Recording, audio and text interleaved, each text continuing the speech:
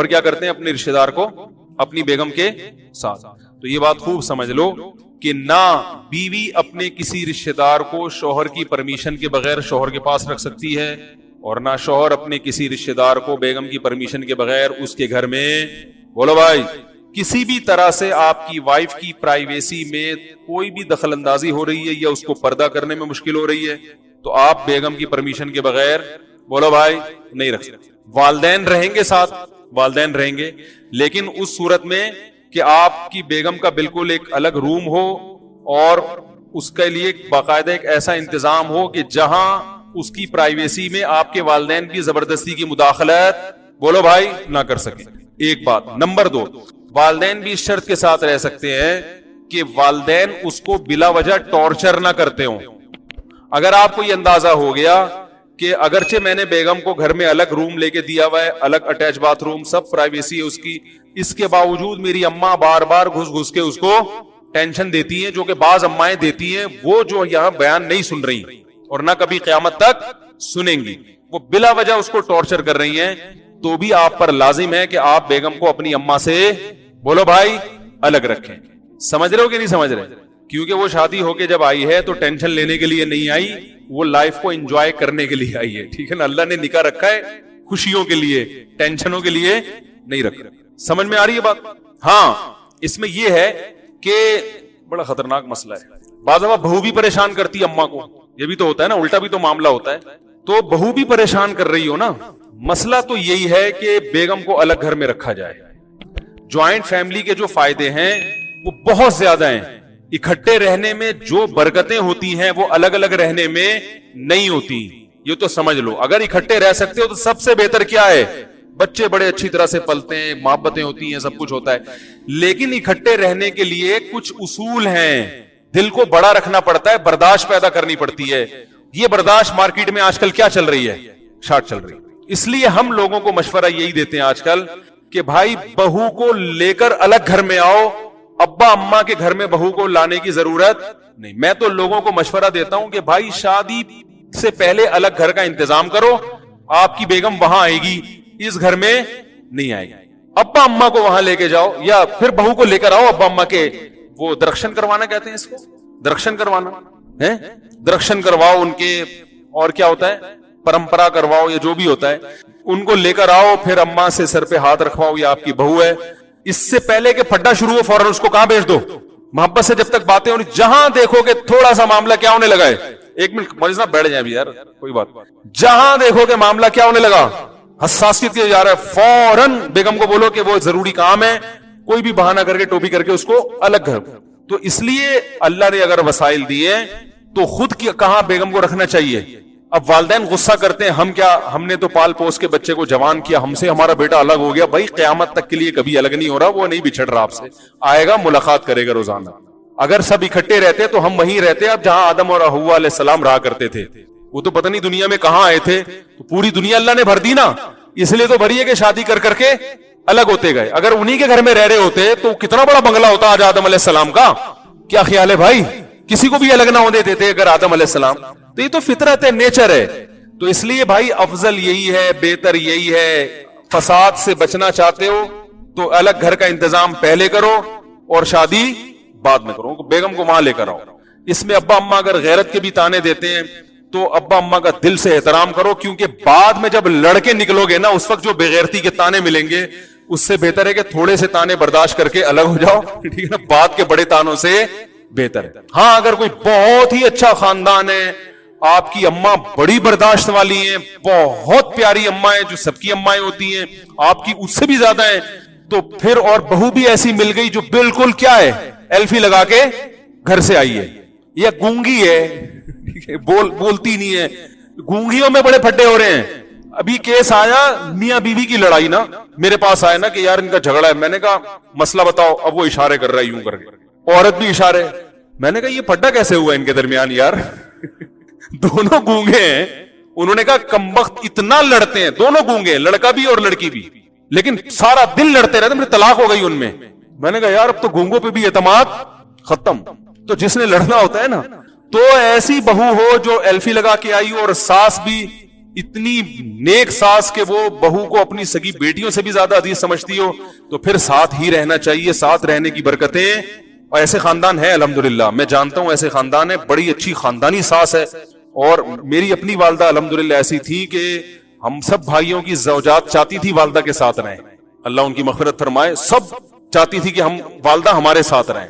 تو اللہ نے ہمیں ایسی ماں عطا فرمائی تھی جو بہوؤں کے ساتھ اتنا اچھا سلوک تھا کہ ساری بہویں چاہتی تھی ان کے ساتھ رہیں. تو ایسی اور بھی بہت سے لوگ ہیں, صرف ہم ہی نہیں ہیں, اور بھی بہت سے لوگ ہیں جن کی مائیں اتنی برداشت والی ہیں, اتنی اچھی ہیں, اور بہویں بھی پھر ان کو ایسی مارکیٹ تو نہیں کہنا چاہیے, میری زبان پہ چڑھا ہوا ہے, ٹھیک ہے, ایسی اچھی اچھی پیاری پیاری بہویں مل جاتی ہیں بڑی خاندانی قسم کی, تو پھر تو اکٹھے رہیں.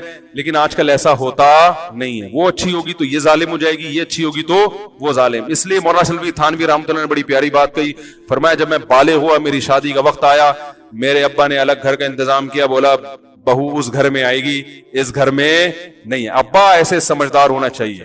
میں نے بھی سوچا ہوا میرے بیٹے جوان ہوں گے, میں بولوں گا بیٹا بہو اس گھر میں, پہلے سے میں نے سوچا ہوا یہاں نہیں آئے گی, یہاں نہیں ہے. میں پھڈے گھر میں بیٹھ کے امپائر بن کے, پہلے مسائل کم ہے, ساس نے کیا بولا, بہو نے کیا بولا, اس نے کیا بولا, اس نے کیا بولا, پاگل ہو جاتا ہے بھائی آدمی ان چکروں میں یار, اور بھی غم ہے زمانے میں.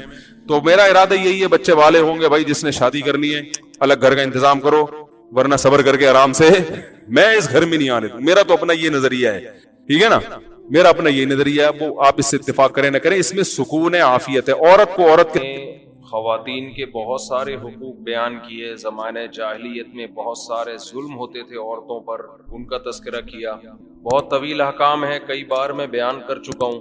اور خاص طور پر میاں بیوی کے آپس کے رہن سہن کے معاملات, پھڈا ہو جائے تو کیا کرنا ہے, کیسے نمٹانا ہے اس کو. اس میں ایک بہت اہم صورت ہے, وَإِنْ خِفْتُمْ شِقَاقَ بَيْنِهِمَا, میاں بیوی میں کسی طرح بن نہ رہی ہو تو فَبَعْثُوا حَكَمًا مِّنْ أَهْلِهِ, ایک بندہ جو بندے کا تو بندہ ہو, ٹھیک ہے نا, وہ شوہر کی طرف سے, اور ایک بندہ لڑکی والوں کی طرف سے. دو بندے مل کے بیٹھیں اور دیکھیں کہ ان میں غلطی کس کی ہے. سمجھتے ہیں, اللہ فرماتے ہیں اِن یریدا اصلاحا, اگر میاں بیوی واقعی اصلاح چاہتے ہوں گے. بعض دفعہ غلط فہمیوں کی وجہ سے بڑے مسائل کھڑے ہو جاتے ہیں, دونوں صحیح ہوتے ہیں پھر بھی لڑ رہے ہوتے ہیں. بدگمانیاں, غلط فہمیاں بہت پھیلائی جاتی ہیں نا معاشرے میں. شوہر اگر محبت زیادہ دے گا تو عورت سمجھتی ہے کہ یہ میرا یہ نہیں غلام ہے, یا اس میں ٹیکنیکل فالٹ ہے کوئی اس کے اندر. وہ اگر تھوڑا استغنا دکھائے گا تو وہ الٹا سمجھے گی. خیر, بہت سارے حکام ہمارے رہ جاتے ہیں اگر ہم ایک ہی چیز کو ڈیٹیل میں لے کے چلیں. تو اللہ نے فرمایا کہ دو بندے بیٹھ جائیں, آپس میں صلح و صفائی کی کوشش کریں. اگر میاں بیوی میں سے دونوں اصلاح چاہتے ہوں گے, غلط فہمیاں دور کرنا چاہتے ہوں گے, یوفق اللہ بینہما, تو اللہ دونوں میں جوڑ پیدا کر دے. اس سے پتہ چلتا ہے کہ دونوں میں سے ایک بھی اگر شرارتی ہے تو پھر جوڑ پیدا نہیں ہوگا. ایک بات تو یہ ہو گئی. اچھا, یہ یہاں ایک چیز اہم امپورٹنٹ یہ ہے کہ ایک ایک بندہ بیٹھے, دونوں خاندانوں میں سے جرگہ نہ بٹھائیں.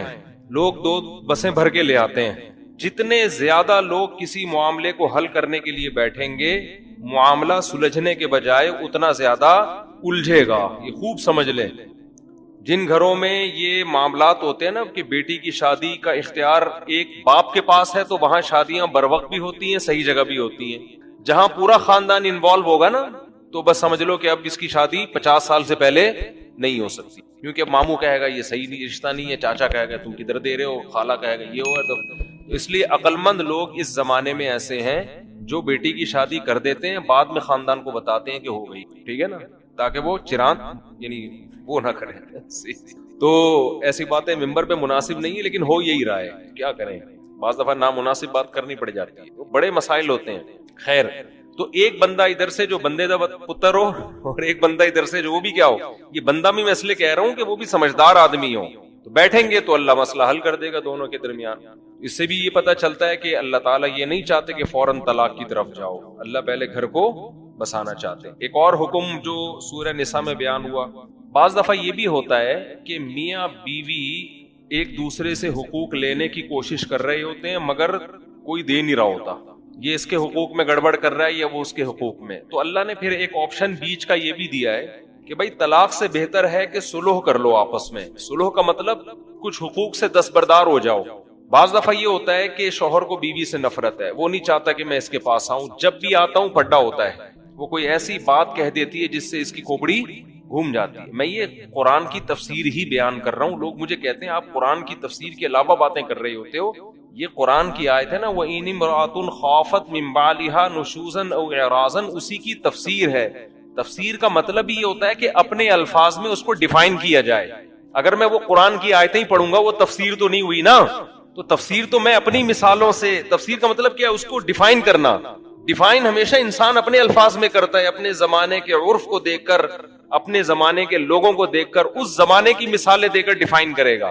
ڈیفائن یہ نہیں ہوتا کہ وہی آیتیں ہی پڑھنا شروع کر دوں میں. اب نیوٹن کا قانون آپ کے ٹیچر نے آپ کو پڑھایا کہ جو چیز متحرک ہے وہ ہمیشہ متحرک ہی رہے گی. نیوٹن نے ہی فرمایا تھا نا یہ, او کما قال نیوٹن. نیوٹن نے فرمایا تھا کسی اور نے فرمایا تھا؟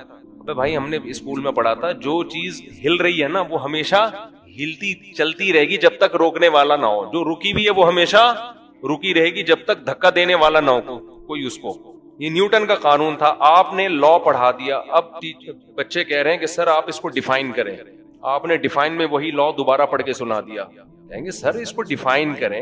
آپ کہہ رہے ہیں میں ڈیفائن ہی تو کر رہا ہوں, وہی قانون آپ دوبارہ پڑھ کے سنا رہے ہیں. ہر عمل کا رد عمل ہوتا ہے, ہر ایکشن کا ری ایکشن ہوتا ہے. اس کی اسپیڈ اتنی ہوتی جتنے ایکشن کی اسپیڈ ہوگی. ٹھیک ہے نا. ابے بھائی یہ تو لا ہے نا. اب آپ ٹیچر سے کہیں گے آپ بتاؤ, تو ٹیچر اپنے الفاظ میں بتائے گا.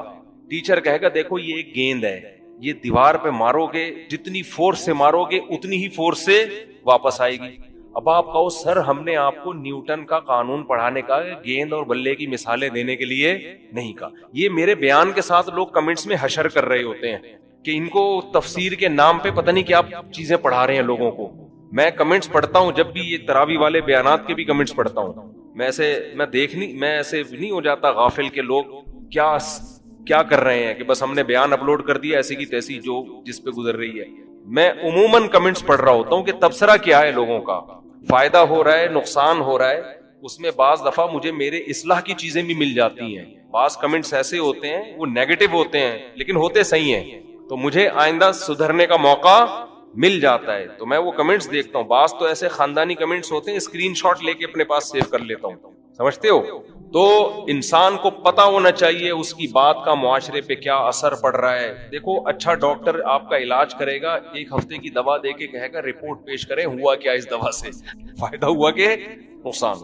پھر وہ مناسب سمجھے گا تو ہفتے بعد دوا چینج کر دے گا, نہیں تو اسی دوا کو باقی رکھے. اور جو 2 نمبر ڈاکٹر ہوگا پکڑا کے بولے گا بھاڑ میں جائے, مادہ فاسدہ نکل جائے بس کسی طریقے سے, اس کا پیٹ صاف ہو جائے, مرے جیے ہماری غرض ہے. اس لیے میں کمنٹس دیکھتا ہوں, لوگوں کے تبصرے پڑھتا ہوں. تو لوگ بہت سے یہ تبصرہ کر رہے ہوتے ہیں کہ تفسیر کا لیکچر ہے اور اپنی زیادہ چلا رہے ہوتے ہیں. تو اپنی کچھ بھی نہیں ہوتی اس میں, آیت قرآن کی ہوتی ہے, مثالیں ہم آج کے زمانے کے لحاظ سے. تبھی تو پیغمبر صلی اللہ علیہ وسلم کو بھی اللہ نے کیا قرآن میں فرمایا کہ اے نبی آپ قرآن ان کے سامنے پیش کریں پھر اس کو بیان بھی کریں. تو نبی نے اپنے الفاظ میں بیان کیا ہے, اس زمانے کے حساب سے مثالیں دی ہیں. سمجھتے ہو کہ نہیں سمجھتے؟ تو اب دوسرا, پہلا حکم تو بتا دیا نا, دونوں میں پھٹا ہو تو کیا کرنا ہے. ہم الٹا کر رہے ہوتے ہیں دونوں میں پھٹا ہوتا ہے تو تیلی لگا کے پھٹے کو بھڑکا رہے ہوتے ہیں. سورہ نساء میں اللہ نے یہ بھی بیان کیا, لا خیر فی کثیر من نجواہم الا من امر بصدقۃ او معروف او اصلاح بین الناس. اکثر لوگوں کی سرگوشیوں میں خیر کی باتیں نہیں ہوتی. اس کو آپ دوسرا حکم سمجھ لیں. وہ تیسرا, میں جو دوسرا تھا وہ تیسرے نمبر پہ بیان کرتا ہوں. دوسرا حکم کیا ہے؟ اللہ فرماتے ہیں کہ جب لوگ آپس میں سرگوشی کرتے ہیں, چھپ چھپ کے باتیں کرتے ہیں, ان باتوں میں اکثر خیر کی باتیں نہیں ہوتی. کتنی خاندانی آیت ہے یار. کیا مطلب؟ جب لوگ ممبر پہ بیٹھ کے بات کر رہے ہوں گے, کھلے عام تقریریں کر رہے ہوں گے, اسٹیج پہ خطاب کر رہے ہوں گے, ساری پازیٹیو باتیں, ساری جوڑنے والی باتیں, فساد والی باتیں نہیں. آپ مجھے ووٹ دیں, میں سچا پاکستانی, یہی ہوتا ہے نا. مولوی صاحب بھی تقریر کر رہے ہوں گے, زبردست اصول کی پابندی کرو, یہ کرو, بیوی کے حقوق, بچوں کے حقوق. قرآن کہتا ہے لیکن جب چپ کے آپس میں جو سرگوشیاں ہوتی ہیں نا, ان میں خیر کی باتیں کم ہوتی ہیں, ان میں لڑانے کی باتیں زیادہ ہوتی ہیں. آپ ساس سے تقریر کروا لینا خواتین کے حقوق پر, بہو کے حقوق پر 1 گھنٹہ تقریر کریں گی ساس, لیکن چپکے سے کسی کوئی خاتون جائیں اور ساس سے پوچھیں کہ آپ کی بہو مارکیٹ میں کیسی چل رہی ہے, پھر دیکھو چپکے سے جو بات کرے گی نا کان میں, سوائے وہ ساسیں جو میرا بیان سن رہی ہیں, ایسی لڑائی کی باتیں کریں گی، بہن کیا بتاؤں ایسی نالائق بہو مجھے ملی ہے، کم بخت 12 بجے تو سو کے اٹھتی ہے، وہ 12 بجے تک سوتی رہتی، کسی کام کی نہیں ہے، اور میرا بیٹا جورو کا غلام بنا ہوا ہے. لڑوانے والی باتیں. بہو سے بھی کروا لو تقریر، ساس کے حقوق پر پورے خطوط لکھ دے گی، کتابیں بھر دے گی، لیکن چپکے سے جب بات کرے گی اپنے شوہر کے کان میں تو اس کی کان میں اس کی ماں کے خلاف نفرت بھر رہی ہوتی ہے، سوائے ان بہوؤں کے جو میرا بیان سنتی ہیں. یہ ہر دفعہ بریکٹ میں لگانا پڑتا ہے. تو اسی طرح بہن سے پوچھ لو، کھلے عام پوچھو سب کے سامنے مجمع میں، تو بہن بتائے گی بھابھیوں سے بلا وجہ نفرت کرتے ہیں لوگ، گھر میں مل جل کے رہنا چاہیے، وہ بھی کسی کی بیٹی ہے جو تمہارے گھر چل کے آئی ہے. لیکن آپ کبھی چھاؤں میں لے جا کے اپنی بہن سے پوچھیں، چھاؤں میں لے جا کے اپنی بہن سسٹر سے بولیں ذرا ادھر سائڈ پہ آ گیا، وہاں تو سب بیٹھے ہوئے تھے نا، ذرا چھاؤں میں آ جاؤ، تم سے ایک بات کرنی ہے، چھاؤں میں آ کے ذرا بتاؤ میرے کان میں میری بیگم کیسی ہے، بتاؤ کان بھرے گی کہ نہیں بھرے گی، بولو نا. اکثر لوگ مجھے بتاتے ہیں کہ ہمارا اپنی بیوی کے ساتھ بڑا اچھا رویہ ہوتا ہے، بیوی کا ہمارے ساتھ، ہم دونوں ایک دوسرے کی خامیاں برداشت کرتے ہیں، ہنسی خوشی زندگی گزرتی ہے. مجھے پتا ہے میری بیوی میں کیا گڑبڑ ہے، بیوی کو پتا ہے میرے شوہر میں یہ ٹیکنیکل فالٹ ہے، چلو آپس میں کمپرومائز انہوں نے کر لیا. لیکن جب بہن آئے گی ہمارے گھر میں رہنے کے لیے، پھڈا میرا بیوی کے ساتھ ہوتا ہے، بہن کے ساتھ نہیں ہوتا. پھڈا کس کے ساتھ ہوتا ہے؟ بیگم کے ساتھ. پتہ نہیں کیا کان بھر کے جاتی ہے، اماں کے بھی یہ پڑی ہوئی کیوں ہے 10 بجے تک، اس کو تو ہم تو اپنے گھر میں ایسے نہیں ہیں، ہم تو بھائی صبح 8 بجے ناشتہ بناتے ہیں، اپنے سسر کو چائے پیش کرتے ہیں، ساس یہ پتہ نہیں کیا کر رہی ہے. او بھائی اگر آپ اپنے گھر میں بہت اچھے ہو تو یہاں بھی تو اچھے بنو نا. یہاں اچھا بننا یہ کہ کان نہ بھرو، تو کان نہ بھرو. تو ہر سطح پہ یہی ہو رہا ہے، توڑ کی باتیں، دوستوں کو آپس میں لڑانا، بہن بھائیوں کو آپس میں لڑانا، باپ کو بیٹے کے خلاف، بعض لوگ باپ بیٹے کو لڑواتے ہیں. میں نے دیکھا ہے ایسے لوگوں کو، ایک بیٹا آپ کے پاس آیا، اس سے پوچھا، اس کو بتا رہے ہیں کہ میں اپنے بچوں کے ساتھ ایسا کرتا ہوں، میں اپنے بچوں کے ساتھ، اس بچے کے دل میں آئے گا کہ میرا باپ تو میرے ساتھ ایسا کرتا نہیں ہے. یہ دیکھو یہ ابا اپنے بچوں کو تو لقمہ منہ میں بنا کے کھلا رہا ہے، اور ہمارا ابا تو ہمیں پوچھتا ہی نہیں ہے.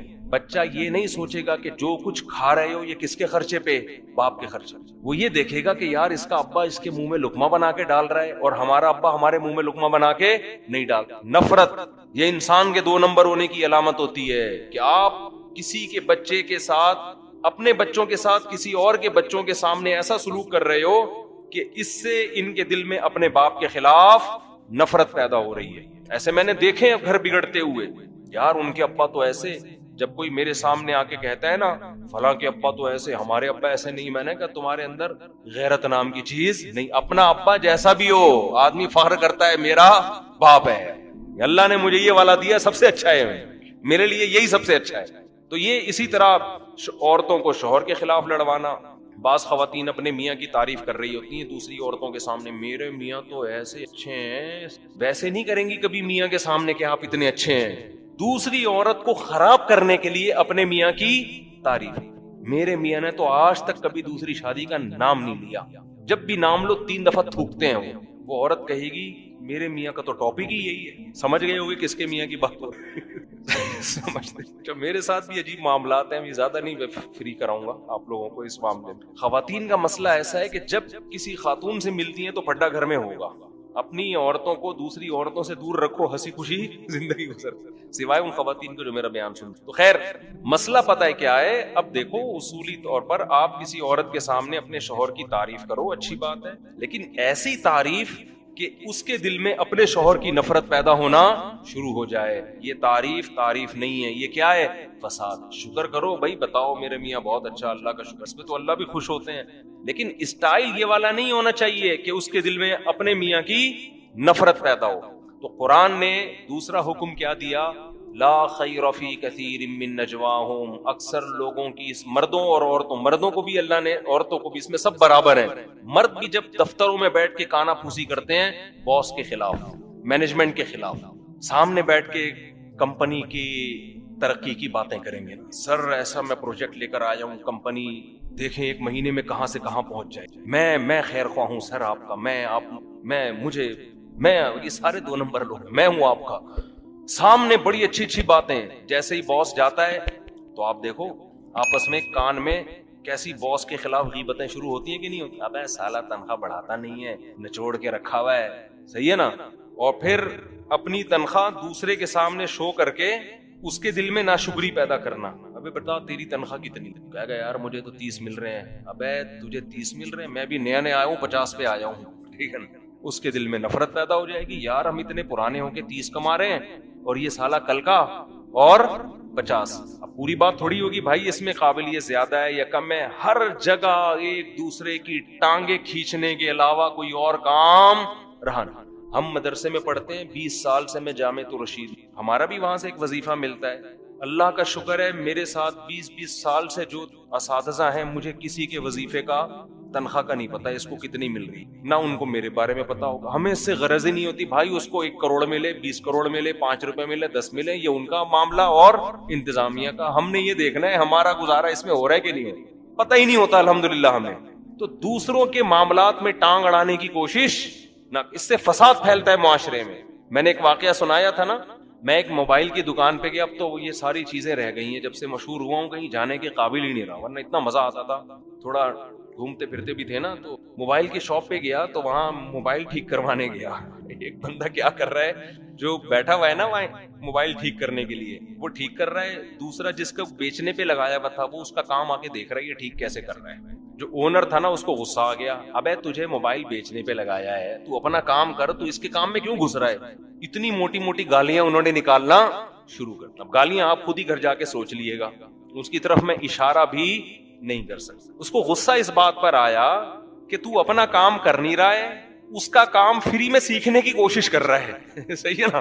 دیکھ رہا ہے یہ ٹھیک کیسے کر رہا ہے تاکہ کل میں اپنی دکان کھول کے میں بھی کیا کروں. تو وہ مالک سمجھ گیا، جو اونر تھا نا شاپ کا، جو بزنس کا مالک تھا، وہ سمجھ گیا کہ یہ 2 نمبر ہی کر رہا ہے. بعض لوگ بھننے ہوتے ہیں، آپ کو لگایا سیل آؤٹ کرنے پر، سیل پرچیزنگ پر لگا دیا، آپ کیا کر رہے ہو، گھننے بن کے بیچ کم رہے ہو اور دوسرے کے کام کو چیک زیادہ کر رہے ہو، اس سے سیکھ رہے ہو. بھائی سیکھنا چاہتے ہو نا، سیدھا سیدھا اس کو بتاؤ سر میں آپ سے یہ کام سیکھنا چاہتا ہوں. کہے گا ٹھیک ہے بھائی اتنی فیس دے دو میں آپ کو سکھا دوں. فری پھوکٹ میں سیکھنے کے لیے کیا ہو رہا ہے، جھانکا تاکی ہو رہی ہے، کر کیا رہا ہے یہ دیکھو کیا کر.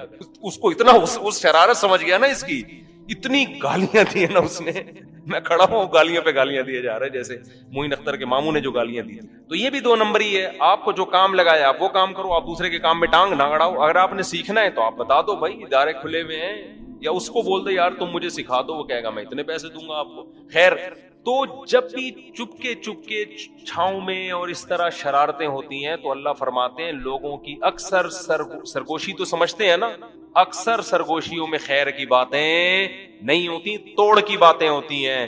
تو دوسرا حکم اللہ نے سورہ نساء میں کیا دیا، اور سورہ نساء میں اللہ یہ حکم اس لیے دے رہے ہیں کہ گھر جو ٹوٹتے ہیں نا وہ خواتین کی سرگوشیوں سے ٹوٹتے ہیں، اس میں مردوں کا کردار کم ہوتا ہے. گھر جوڑنا بھی کس کا کام ہے، عورت کا، توڑنا بھی کس کا کام ہے، عورت کا. تو گھر کی مالکن تو وہ ہوتی ہے نا، اس لیے اللہ نے اس آیت کا ذکر کہاں کیا، اس سورت میں جس کا نام ہی سورہ نساء ہے. تو اس میں خاص طور پر خواتین کو کہا جا رہا ہے کہ شوہر کو اس کی بیوی کے خلاف مت ورغلاؤ، ساس کو بہو کے خلاف مت ورغلاؤ، بہو کو ساس کے خلاف پڑوسنیں آ کے بتا رہی ہوتی ہیں تمہاری بہو ایسی، ساس کو وغیرہ وغیرہ جو بھی ہو رہا ہے معاشرے میں. تو دوسرا حکم اللہ نے دیا کہ جب بھی چپ چھپ کے باتیں کرو گے تو باتوں میں کیا کرو، خیر ڈالو، خیر.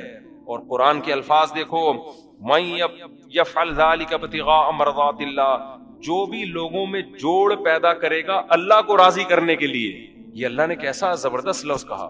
جوڑ پیدا کرنے میں خوشی نہیں ہوتی انسان، جوڑ یا تو جب پیدا کرے گا یا کوئی کمیشن، جب تک کوئی کمیشن ملے گا. فری پھوکٹ میں جوڑ پیدا کرنا آسان کام.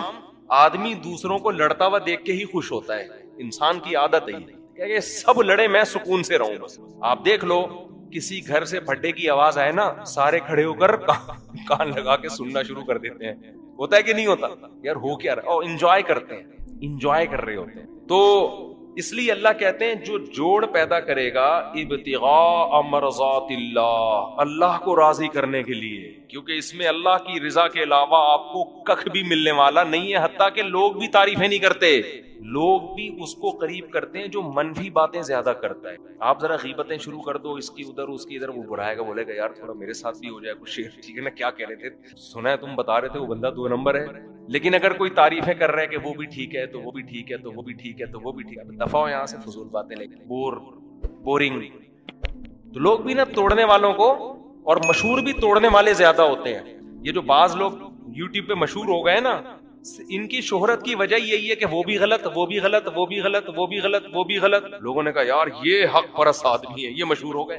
اگر یہ کہتے کہ امام ابو حنیفہ بھی ٹھیک ہے، امام شافعی بھی ٹھیک ہے، امام بخاری بھی ٹھیک ہے، اور علماء دیوبند بھی ٹھیک ہیں، اور بریلوی والے بھی بہت سے اچھے ہیں، اور اہل حدیث میں بھی کچھ اچھے لوگ ہیں، اور دیوبند میں بھی کچھ اچھے، سارے تو دیوبند میں بھی اچھے نہیں ہیں کہ آپ سمجھیں کہ دیوبند کی بات آئی تو آدھے کر دیا. ہر قوم میں بھائی اچھے بھی ہیں، ہر قوم میں کیا ہیں، برے لوگ بھی ہیں. تو اب بجائے اس کے کہ برے لوگوں کی برائیوں کو ہائی لائٹ کیا جائے، ان کے نظریات کو بیان کر دو نا. نام لے لے کے فلاں آدمی نے یہ ارشاد فرمایا، الو کا پٹھا ہے 1 نمبر کا، فلاں آدمی نے یہ کہا ہے 2 نمبر. ابے بھائی یہ کہنے کی کیا ضرورت ہے؟ آپ بولو یہ نقیدہ کیا ہے، یہ برا ہے. دیکھو قرآن کیا کہہ رہا ہے، وَلَا تَسُبُّوا الَّذِينَ يَدْعُونَ مِن دُونِ اللَّهِ. ان کے بتوں کا نام لے لے کے برا مت کہو، انتقام کی آگ بھڑکے گی ان میں. یہ بتاؤ کہ اللہ کے سوا جتنے معبود ہیں کیا ہیں، باطل. جب آپ اسپیسیفک لوگوں کے نام لے لے کے فلانا ایسا فلانا ایسا، تو اس سے جاہل لوگ تو بہت خوش ہو جاتے ہیں، لیکن جو معاشرے میں تعمیری کام کرنا چاہتے ہیں وہ سمجھ جاتے ہیں کہ اس سے معاشرے میں تعمیر کا کام نہیں ہوگا، اس سے تخریب کاری، فرقہ واریت بڑھے گی. اور کمال یہ ہوتا ہے کہ ایسے فرقہ پرستوں پہ لیبل لگا دیا جاتا ہے فرقہ واریت کے خلاف بڑا مؤثر کام کر رہے ہیں. یہ ایسا ہی ہے جیسے زرداری نے تقریر کہی تھی کہ جب غریب کو بھوکا دیکھتا ہوں مجھے افسوس ہوتا ہے، بندر بھی ہنسے تھے اس کے اوپر. تو ایسے لوگوں کو جب لوگ کہتے ہیں نا فرقہ واریت کے خلاف بہت اچھا کام کر رہے ہیں، تو جنگل کے بندروں کے سامنے اگر آپ جا کے کہیں گے وہ بھی ہنسیں گے، گدھے بھی ہنسیں گے. اگلے دن ہنسے گا گدھا، لیکن ہنسے گا ضرور، اس کو سمجھ میں دیر سے بات آتا. خیر، تو جوڑ کی بات تو قرآن میں کیا کہتا ہے، جو اللہ کے لیے یہ کام کرے گا فَسَوْفَ نُؤْتِيهِ أَجْرًا عَظِيمًا، ہم اسے بہت بڑا اجر عطا فرمائیں، بہت بڑا اجر عطا. 2 حکم بیان ہو گئے. تیسرا حکم، بہت سارے حکام رہ جاتے ہیں اس لیے ذرا اسپیڈ میری آج زیادہ ہے. تیسرا حکم جو میں بیان کر رہا تھا، دوسرے نمبر پہ بیان کر رہا تھا، وہ تیسرے نمبر پہ، کہ اگر میاں بیوی آپس میں ایسی ان کی بن رہی ہے کہ ایک دوسرے کو دیکھنا ہی پسند نہیں کر رہے، مسئلے ہی حل ہی نہیں ہو رہے کم وقتوں کے، میاں گھر میں آتا ہے، بیگم ایسی بات کرتی ہے کہ 2-2 فٹ غصے سے اچھلنا شروع کر دیتا ہے، واپس چلا جاتا ہے کہ میں آ جا کے، یا شوہر میں کوئی ایسا فالٹ ہے کہ عورت کو وہ بالکل بھی اچھا نہیں لگے، کوئی بھی وجہ ہو سکتی ہے اس کی، بدبو بہت ہے. بعض ایسے بھی میاں مارکیٹ میں ہیں، خواتین جب میں فون اٹھایا کرتا تھا بتاتی تھی ہمارے میاں صفائی کا خیال نہیں کرتے، کہتی ہیں ادھر ہی پڑا رہا بس اس دوسرے کمرے میں. تو کوئی بھی وجہ ہے تو طلاق سے بہتر کیا ہے، ایک آپشن اللہ نے دیا، صلح کا راستہ اختیار کر لو، کچھ حقوق ایک دوسرے سے دستبردار ہو جاؤ. سمجھتے ہو کیا ہو جاؤ، دستبردار. مثال کے طور پر آپ جب گھر میں جاتے ہو، کسی کی بیوی بہت ہی بد اخلاق ہے، بعض ہوتی ہیں جب بات کریں گے آدمی کی کھوپڑی تمیز سے بات ہی نہیں کرتی، جو خواتین بیان سن رہی ہیں ان کے علاوہ. بعض دفعہ مرد ایسے ہوتے ہیں بدتمیز 1 نمبر کے، جب آئیں گے وہ ہوڑی ہوڑا شروع کر دیں گے. اب ڈر یہ ہے کہ یار اگر یہ دونوں اسی طرح چلتے رہے نا تو ان میں ڈیورس لازمی، ورنہ یہ ایک دوسرے کو مار دیں گے جان سے. تو ایسی صورت میں کمپرومائز کا راستہ اختیار، کیا راستہ اختیار کیا جائے؟ شوہر یہ کہہ سکتا ہے بھائی تمہارے اخلاق ایسے میں افورڈ نہیں کر پا رہا، جب گھر میں آؤ پڈا ہوتا ہے، اب ڈیورس دوں گا مجھے بھی نقصان ہے اور تمہیں بھی. مجھے کیا نقصان ہے بھائی، مجھے ٹھیک ہے تم خوبصورت ہو یا کوئی اچھا خاندان ہے تمہارا، مجھے مرد جب طلاق دیتا ہے تو اس کو بھی دوبارہ ملنا آسان، بد اخلاق ہے لیکن خوبصورت اتنی ہے کہ لٹو ہوئے ہیں وہ، اس کے لٹو ہوئے ہیں کہہ رہے ہیں بھائی یہ ہے. ہوا ایسا ایک صاحب کی بیوی بڑی خوبصورت تھی، بس وہ بد اخلاق بہت تھی، انہوں نے طلاق دے دی، دوسری خوش اخلاق بہت ملی مگر ان کو پسند ہی نہیں آ رہی. کہہ رہے یار وہ بد اخلاق اچھی تھی یار، کہہ رہے مجھے اچھی نہیں لگ رہی ہے بالکل. خیر ہم نے ان کو سمجھایا کہ اس کو گزارا کرو، اللہ کا شکر ہے وہ خوش ہیں، بچے ہیں. تو ایسی کنڈیشن میں آپس میں کیا کیا جائے، فلا جناح علیہما ان یصلحا بینہما صلحا، آپس میں کیا کر لو، صلح. صلح کسے کہتے ہیں، کچھ حقوق لو کچھ حقوق چھوڑ دو. دوسری شادی میں عموماً اس کی ضرورت پڑ جاتی ہے. اب ایک ہمارے دوست سے ڈیفینس میں، ان کی پہلی بیوی کیا تھی وہ میں بتاؤں گا تو وہ پکڑے جائیں گے، لوگ سمجھ جائیں گے ان کی بات ہو رہی. وہ بہت ہی اعلیٰ خاندان کی، اتنی اعلیٰ خاندان میں بتاؤں آپ کو تو آپ کہیں گے واقعی یہ بہت ہی اونچا خاندان ہے، لیکن وہ پکڑے جائیں گے اس لیے میں نہیں بتا رہا. میں تو نہیں چاہتا نا کوئی رنگے ہاتھوں پکڑا جائے. اب کیا ہے کہ پیسہ بہت ان کے پاس، بالکل ینگ جوان آدمی. ڈیفینس ہی میں ایک خاتون ہو گئی جوانی میں بیوہ، دو بچے بھی بیچاری کے, ینگ لڑکی 23-24 سال کی, دو بچوں کے ساتھ کیا ہو گئی. ہمارے معاشرے میں کوئی سر پہ ہاتھ رکھنے والا نہیں ہو, سمجھتے ہو, کوئی پرسان حال نہیں, زندگی برباد. یا تو وہ برائی کی طرف جائے. وہ صاحب میرے پاس آئے, کہنے لگے بھائی میں اس سے نکاح کرنا چاہتا ہوں, وہ بھی راضی ہے, میں بھی راضی, لیکن اگر میرے خاندان کو پتا چلا تو میری بوٹیاں اتنی بنائیں گے نا کہ کتوں کو بھی, یعنی اتنی بوٹیاں بنائیں گے کہ کراچی کے اگر کتوں میں ان کے, میں اپنے الفاظ میں بیان کر رہا ہوں, سب کو کافی ہو جائیں گی. وہ اتنا خطرناک ڈینجرس خاندان ان کا. میں تو کوشش یہی کرتا ہوں بھائی بتا کے کرو, مار دیں گے نا مر جاؤ. انہوں نے کہا واقعی مار دیں گے. بعض دفعہ تو خواتین دھمکیاں دے رہی ہوتی ہیں نا, تیری ٹانگیں توڑ دوں گی. بچوں کو ٹانگیں تھوڑی توڑتی ہیں, بچوں کو نہیں صبح شام خواتین دھمکیاں دیتی تیرے دانت توڑ دوں گی, تیری زبان کاٹ دوں گی. اب یہ تھوڑی ہوتا ہے کہ واقعی کاٹ دیں. بعض دفعہ وہ کہوں بھائی یہ نہیں ہو سکتا, تو میں نے کہا پھر کسی ایسے کو کرنے دو جو پراپر اس کے حقوق ادا کرے. انہوں نے کہا کوئی تیار ہی نہیں ہو رہا کرنے کے لیے. نہیں ہوتے تیار مرد, بیان سنتے ہیں, انجوائے کرتے ہیں, پتلی گلی سے نکل جاتے ہیں. اب لڑکی کی ایج آہستہ آہستہ خراب ہوگی, اس کے بچوں کو سہارا چاہیے. خاندان والے بھی ہاتھ پیچھے کھینچ لیتے ہیں, کہتے ہیں جاب کرو, بس ہر ایک کے پاس اب حل کیا ہے, جاب کرو. ایسی لڑکیوں کو جاب میں خطرہ زیادہ ہوتا ہے. ہر شخص کو پتا ہوتا ہے اس کا شوہر نہیں ہے, بیوہ ہے یا طلاق یافتہ ہے, سب گندی نگاہیں ڈالتے ہیں. ایسی شدید مجبوری میں دیکھو, یہ نارملی ایسا نہیں ہے. نارملی تو یہ کہ جب کریں گے تو پراپر حقوق ادا کریں اس کے. ڈنکے کی چوٹ پہ ایسی کی تیسی, بائک کے پیچھے موسٹ وانٹیڈ لکھوا دیں آپ, ہٹو بچوں لکھوا دیں آپ, کچھ بھی لکھوا دو آپ. لیکن بعض کنڈیشن ایسی واقعی ہوتی ہیں کہ وہ مار دیں گے اس کو, وہ برین ہیمریج سے مر جائے گا. تو ایسی صورت میں بھائی ہم نے ان کو مشورہ دیا کہ اس خاتون سے آپ نکاح کریں اور اس کو بولیں کہ بھائی شدید مجبوری ہے, میں ساری زندگی اس نکاح کو چھپاؤں گا. دیکھو مجھے یہ واقعہ بیان کرتے ہوئے ڈر اس لیے لگتا ہے کہ لوگ کہیں دوسری شادی اس طرح سے نہ شروع کر دیں. یہ غلط طریقہ ہے, یہ شدید مجبوری میں ہے, نارملی ایسا نہیں ہے. کیونکہ پھر لوگ نا چسکے لینے کے لیے یہی طریقہ اختیار کرنا شروع کر دیں گے. اس میں مردوں کے مزے ہیں, لڑکیوں کا بیڑا غرق, تباہ ہو جائیں گی لڑکیاں.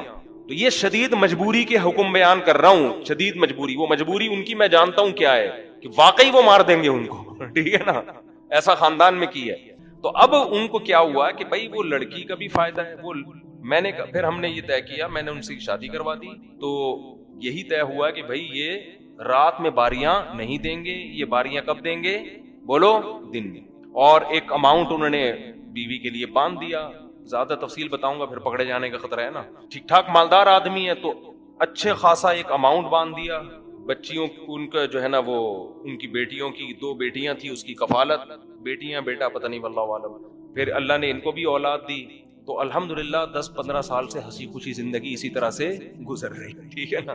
تو وہ لڑکی کو شوہر مل گیا, بچوں کا سرپرست مل گیا, مزید اولاد مل گئی. تو اب مسئلہ یہاں کیا ہوا ہے کہ یہ ہے وہ آیت جو میں سمجھانا چاہ رہا ہوں. اللہ فرماتے ہیں اگر حقوق پورے ادا کرنا کسی طرح ممکن نہیں ہے تو طلاق سے بہتر ہے, یا عورت بغیر شوہر کی زندگی گزارے یا شوہر بھی بغیر بیوی کی زندگی گزارے, اس سے بہتر ہے کوئی بیچ کا راستہ اختیار کرے. کیونکہ عورت کا حق ہے رات کی باری. اگر وہ اپنے حق سے دستبردار ہو جائے, انہوں نے پہلے بتا دیا بھائی میں رات کی باری نہیں دے سکتا, کیونکہ رات جب مارکیٹ سے شارٹ ہوں گا تو پکڑا جاؤں گا میں. سمجھتے ہوگی نہیں سمجھتے. تو اب کیا ہے کہ وہ اچھا جب ان کے اولاد ہوئی, میں نے کہا بھائی اس بچے کو نادرہ میں رجسٹرڈ کرواؤ. اب وہ ان کے انتقال کے بعد بچہ آ رہا ہوگا کہ یہ میرے ابا کا جنازہ ہے, مجھے بھی وراثت میں حصہ چاہیے, یہ میرے ڈاکومنٹس. سمجھ میں آ رہی ہے بات. اب ہر خاتون ڈیفینس میں پریشان ہوگی کہیں میرے شوہر کے بارے میں تو نہیں. ڈیفینس میں ہر عورت کا دل اب لرز رہا ہوگا کہ کہیں یہ میرے میاں کے بارے میں بات تو نہیں ہو رہی. تو ہو سکتا ہے گلشن اقبال میں ہو ڈیفینس, میں نے پیار سے کہہ دیا گلشن اقبال میں. ہو سکتا ہے کراچی میں نہ ہو, یہ اسلام آباد کا واقعہ بیان کر رہا ہوں. تو ڈیفینس کی کوئی خاتون پریشان ہونے کی کوشش نہ کریں, اور یہ دیکھو کہ اس خاتون کا گھر بھی بس گیا, برائی سے بھی بچ گئی, بچوں کو سرپرست بھی مل گیا. اب بعض دفعہ جب کیونکہ نکاح میں نے پڑھایا تھا تو ان خاتون کا فون آیا, مجھے رات کی باری چاہیے, میرے میاں کو مجبور کریں, یہ کیسا میاں ہے, دن میں آتا ہے رات میں مارکیٹ سے شارٹ. میں نے ان کو سمجھایا, میں نے کہا زیادہ مجبور اس کو کرو گی نا آپ تو میاں لیس ہو جاؤ گی. اس سے بہتر نہیں ہے کہ بالکل ہی میاں کے بغیر زندگی سے بہتر نہیں ہے ایک عدد میاں مل گیا. ہاں اگر آپ کو عورت کو تو ہم یہی کہیں گے بھائی ایسے آدمی سے کرو جو پراپر آپ کو باریاں دے رہا ہو. لیکن جب نہیں مل رہا تو کیا کرے گی, تو زنا سے تو بہتر ہے نا, برائی سے تو بہتر ہے. اچھا خاصا اماؤنٹ باندھ دیا منتھلی, وہ کہاں اتنا جاب کر کے کما سکتی تھی. تو یہ ہے وہ آیت جو میں آپ کے سامنے بیان کرنا چاہتا ہوں. یہ مجبوری میں جائز ہے. تو یہ شادی سے پہلے بھی جائز ہے, شادی کے بعد بھی. شادی کے بعد بھی بعض دفعہ ایسے ہوتا ہے کہ میاں بیوی میں پھڈے ہو رہے ہیں, جھگڑے ہو رہے ہیں, ایک دوسرے کی شکل دیکھنا نہیں چاہ رہے, تو پھر سلو کا طریقہ یہ ہوتا ہے کہ بھائی چونکہ شکل دیکھ کے جھگڑے شروع ہوتے ہیں تو یہ دونوں میاں بیوی بن کے زندگی گزاریں گے, ایک دوسرے کے حقوق ادا کریں گے, شکل دیکھنے پر پابندی. یہ ان میں سلو کروائی.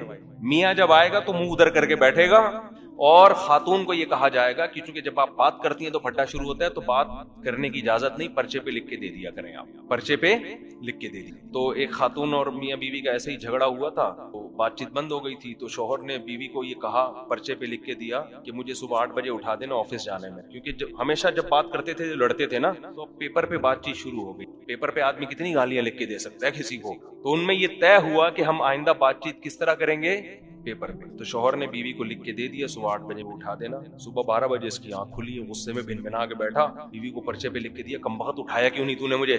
بیوی نے پرچے پہ لکھ کے دیا, تکیے کے نیچے پرچہ پڑا ہوا ہے. جب پرچہ اٹھایا اس پہ لکھا تھا 8 بج گئے اٹھ جائیں. 8 بج گئے ہیں اٹھ جائیں. تو بہرحال طلاق سے بہتر کیا ہے, آپس میں کوئی ایسا معاہدہ کر لیا جائے, کیونکہ طلاق کے سائیڈ ایفیکٹ بہرحال زیادہ ہے. تو اس سے بچنے کے لیے اللہ نے یہ راستے دیے. یہ نارمل لوگوں, اچھی بلی زندگی کو خراب نہ کریں آپ, جن کی خراب ہو چکی ہے ان کے لیے ہے کہ مزید خراب ہونے سے بہتر ہے کہ کوئی بیچ کا راستہ اختیار کر. یہ ایک اللہ نے حکم بیان کیا سورہ نساء میں. اچھا, اور بھی بہت سارے احکام ہیں سورہ نساء میں. یتیم کا مال کھانے پر بہت شدید وعید ہے. یتیم کا مال کیسے کھایا جاتا ہے, بڑا بھائی چھوٹے بھائی کی وراثت, بڑا بھائی چھوٹی بہن کی وراثت کھا جائے. یاد رکھو, کسی کا انتقال ہو گیا اور اس کی بیوی کو پریگنینسی تھی, 1 دن کا حمل تھا, اس حمل کا بھی وراثت میں پورا حصہ ہے. اس کو لڑکا فرض کیا جائے گا اور لڑکے کا حصہ نکال کے رکھا جائے گا. اگر لڑکی ہو گئی تو آدھا کم کر کے بانٹ دیں گے, ورنہ اس کو کیا فرض کریں گے, لڑکا. اور اگر ٹوئنز پیدا ہو گئے تو دوبارہ سے تقسیم ہوگی وراثت. تو اس حمل کا بھی شریعت نے حصہ رکھا ہے. وراثت کے احکام میں آج بہت زیادہ کوتاہی ہے. عام طور پر بعض علاقوں میں ایسا ہوتا ہے کہ بڑا بھائی وہ باپ کی ساری وراثت پہ قبضہ کر کے اس کو جیسے چاہے اڑاتا رہتا ہے, چھوٹوں کو پتہ ہی نہیں ہوتا, ان کو عید بقرعید پہ بس کھلایا پلایا جا رہا ہوتا. اور بہنوں کا حصہ تو گاؤں دیہاتوں میں تو رواج ہی نہیں ہے بہنوں کا حصہ دینا. تو قرآن نے یہاں عورت کی وراثت کھانے کو منع کیا. دیکھو, غیرت کے ساتھ زندگی گزارو, خدا کی قسم مزہ نہ آئے پیسے واپس. جو آدمی 5 روپے کی لالچ کرتا ہے 5 کروڑ کی بھی وہی کرتا ہے, اور جو 5 کروڑ کی لالچ نہیں کرتا وہ 5 روپے کی بھی لالچ نہیں کرتا. ایک زندگی میں اصول بنا لو کہ میرا پیسہ صرف وہ ہے جو میرا ہے.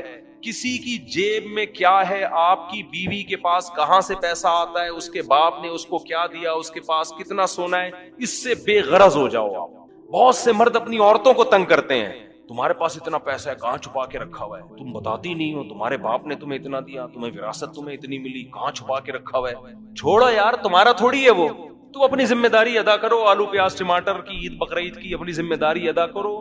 بولو بھائی مجھے اللہ نے مرد بنایا, گھر کا سربراہ بنایا, مجھے جو اللہ دے گا, جو میرے حقوق ہیں وہ میں پورا کروں گا. عورت پر کو اللہ نے مال دیا, لیکن اس مال میں شوہر کا حق بالکل بھی بولو نہیں.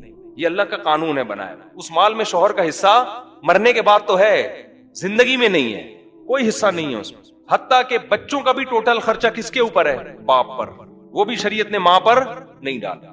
ہاں, عورت کے لیے فضیلت ضرور ہے کہ وہ اپنے شوہر پہ خرچ کرے گی تو ڈبل ثواب ملے گا اس کو, لیکن مرد مطالبہ نہیں کر سکتا, وہ اپنے اختیار سے اپنے میاں کو دے دے کہ آپ بھی اتنا خرچ کرتے ہیں تو مجھے اللہ نے مال دیا, کبھی ضرورت ہو تو آپ کی خدمت میں, جناب کی خدمت میں, ٹھیک ہے نا.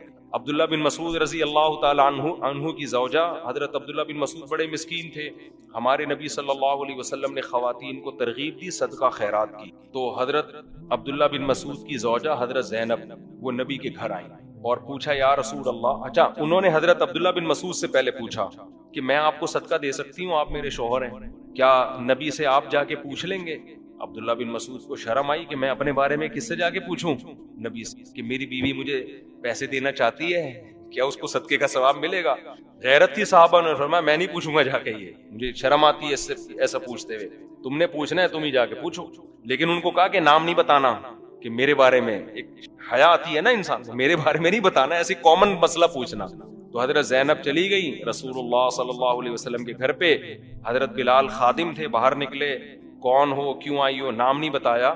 بتایا کہ بھائی ایک عورت اپنے شوہر پہ اگر پیسے دیتی ہے تو اس کو صدقے کا ثواب ملے گا کہ نہیں ملے گا. نبی نے پوچھا نام پوچھ کے آؤ, کون پوچھ. نبی نے فرمایا حضرت بلال سے نام پوچھ کے آؤ. ٹھیک ہے نا. اب وہ چاہ رہی تھی کہ نام نمایاں نہ ہو تاکہ شوہر کے راز فاش نہ ہو نا. ہوتا یہ ہے نا کہ جو عزت دار لوگ ہوتے ہیں وہ نہیں چاہتے اس طرح شوہر کا نام فاش نہ ہو. تو انہوں نے پھر صرف اپنا نام بتایا, زینب. پوچھو زینب آئی ہیں, تو تاکہ مدینہ میں تو بہت ساری زینب نام کی عورتیں تھیں. حضرت بلال نے جا کے نبی سے عرض کیا یا رسول اللہ, جو خاتون مسئلہ پوچھنے آئی ہیں ان کا نام ہے زینب. آپ نے فرمایا ایو زینب, کون سی زینب؟ مدینہ میں تو زینب نام کی خاتون بہت ہیں, ان سے پوچھو کون سی زینب. شاید نبی اس لیے بھی پوچھنا چاہ رہے تھے کہ شوہر کا تو پتہ چلے, کس شوہر پہ خرچ کرنا چاہتی ہیں, شوہر کا تو پتہ چلے. تو حضرت بلال نے آ کے پوچھا, نبی پوچھ رہے کون سی والی زینب. پھر انہوں نے فرمایا کہ عبداللہ بن مسعود کی بیوی. حضرت بلال نے جا کے بتایا, نبی تو خوش ہوئے, وہ تو چاہتے تھے عبداللہ بن مسعود پہ خرچ ہو. تو آپ نے فرمایا حضرت بلال سے ان کو بتا دو تمہیں 2 اجر ملیں گے اگر اپنے شوہر پہ خرچ کرو, ایک صدقے کا اور ایک رشتہ داری جوڑنے. رشتہ داری جوڑنے میں میاں بھی تو آتا ہے نا, وہ بھی تو رشتہ داری ہے نا, وہ بھی کیا ہے. تو عورت اگر اپنے شوہر پہ خرچ کرے لیکن شوہر لالچی نہ ہو. جو لالچی میاں ہے نا ان کی عورتوں کو میں منع کرتا ہوں کہ اپنے شوہروں پہ خرچ. پتہ نہیں ہم لالچی لوگوں سے کچھ شاید ذاتی طور پر ہمیں بغض ہے. لالچی آدمی کو 5 روپے بھی کھلانے کا دل نہیں کرتا, اس سے اس کی لالچ اور بڑھتی ہے. مستغنی ہو آدمی, عورت کے مال پہ نظر نہ رکھے, پھر عورت کو چاہیے اس پہ بھی. بلکہ عورت کو اگر شوہر غیرت مند ہے عورت کو بولے بھائی میرا مال میرا ہے ہی نہیں, ہم اور آپ ایک ہیں تو مال بھی ہمارا کیا ہے, ایک ہے. آپ کو جب ضرورت ہو آپ لے لیں. عورت کو تو یہی کرنا چاہیے, لیکن مرد کو چاہیے وہ اپنی بیوی کے مال پہ نظر بولو نہ رکھے. سمجھتے ہو کہ نہیں سمجھتے؟ ہاں ایک بات. دوسری بات یہ کہ عورت پر شوہر کا خرچہ بالکل بھی نہیں ہے, چاہے کتنی کروڑ پتی ہو. عورت پر اپنا خرچہ بھی شوہر کے ذمے ہے, چاہے جتنی کروڑ پتی ہو, اس کا اپنا خرچہ کس پر ہے؟ شوہر. لیکن علاج میں نہیں ہے ایسا. بعض خواتین کو یہ مسئلہ معلوم نہیں. جب عورت بیمار ہوتی ہے نا, علاج بیمار ہوتی ہے, اس کے پاس اگر پیسہ ہے تو شرعن اپنا علاج اپنے پیسوں سے لازم ہے. شوہر پر بیوی پر علاج کے لیے خرچ کرنا لازم نہیں. ہاں جب خرچ کرے جب بیوی کے پاس پیسے نہ ہو. سمجھتے ہو گے نہیں سمجھتے؟ اب عورت کروڑ پتی ہے, علاج آغا خان میں چل رہا ہے, میاں بیچارہ خرچ کر کر کے اس کے بنیان بک رہے ہیں مارکیٹ میں, سمجھ رہے ہیں نا, وہ بنیان سے بھی گیا. یہاں بعض خواتین کی طرف سے پھر زیادتی ہوتی ہے. تو علاج کا جو خرچہ ہے اگر پیسہ ہے, پیسہ نہیں ہے تو پھر تو شوہر کی اخلاقی ذمہ داری ہے, وہ بیچاری کہاں سے کرے گی. اگر اس کے پاس پیسہ ہے, دیکھو اگر عورت کے پاس 1 کروڑ روپے بھی ہیں, آلو پیاز ٹماٹر کا خرچہ پھر بھی کس کے ذمے ہے؟ شوہر کے ذمے, چاہے وہ رکشا چلا رہا ہو, کیونکہ یہ نان نفقے میں آتا ہے. علاج نان نفقے میں نہیں آتا, سمجھتے ہیں؟ نان نفقہ کس کے ذمے ہے؟ شوہر کے ذمے, چاہے وہ غریب ہے. لیکن علاج نان نفقے میں نہیں آتا. ہر آدمی کا علاج اصل میں اس کے اپنے پیسوں سے ہوتا ہے. جیسے آپ اگر مر جائیں گے نا تو آپ کے کفن دفن کا خرچہ سب سے پہلے آپ کے خرچے پہ ہوگا. تبھی وراثت میں تھے سب سے پہلے کیا نکالا جاتا ہے؟ کفن دفن کا خرچہ. تو اسی طرح بیماری میں علاج کا خرچہ سب سے پہلے کس پر ہے؟